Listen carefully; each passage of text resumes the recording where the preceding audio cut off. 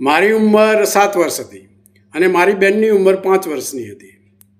દરમિયાનમાં ટૂંકી માંદગી બાદ મારા પિતાશ્રી ગુજરી ગયા. મારી માતા અને અમે બંને બાળકો નિરાધાર થઈ ગયા. ઉપર આબ અને નીચે ધરતી સિવાય કોઈ આધાર હતો નહીં. 12 દિવસ ખૂણો પાડવાનો હતો. 12 દિવસ દરમિયાન મારી માતાએ ખૂણો પાડ્યો. આજુબાજુના માણસો તેમજ સગાવાલાએ તે દરમિયાન સાંત્વન આપ્યું હશે.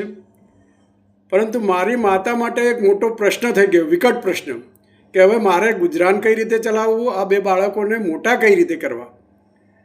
મારી માતાએ મનોમન દ્રઢ નિર્ધાર કર્યો કે સખત ખેત મજૂરી કરવી અને ખેત મજૂરી કરી જે કંઈ આવક પ્રાપ્ત થાય એમાંથી અમારે 3 જણનું ગુજરાન ચલાવવું.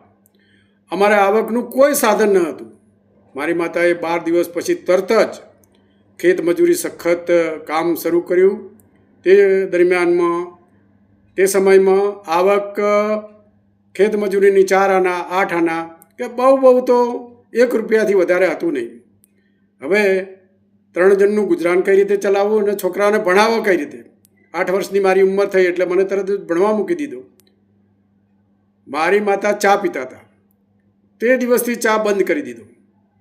ચાનો 1 આનો બચાવ્યો દરરોજનો. માસિક 30 આના બચાવ્યા અને વાર્ષિક 20 થી 25 રૂપિયા બચાવ્યા. 15 વર્ષ સુધી ચા પીધી નહીં.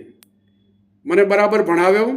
અમારા બંને બાળકોનું અને મારી માતાએ સારી રીતે ગુજરાન ચલાવ્યું. મને ખબર નથી કે અમને બંને બાળકોને કોઈ દિવસ ભૂખ્યા રાખ્યા હોય. કદાચ એ ભૂખ્યા રહ્યા હોય તો મને ખબર નથી. પરંતુ અમે બંને બાળકોનું વ્યવસ્થિત ગુજરાન ચલાવ્યું. એટલે અને સારી નોકરી પણ મને અપાવી ભણાવીને. એટલે કઠોર પરિશ્રમનો કોઈ વિકલ્પ નથી. મા બાપને ભૂલશો નહીં.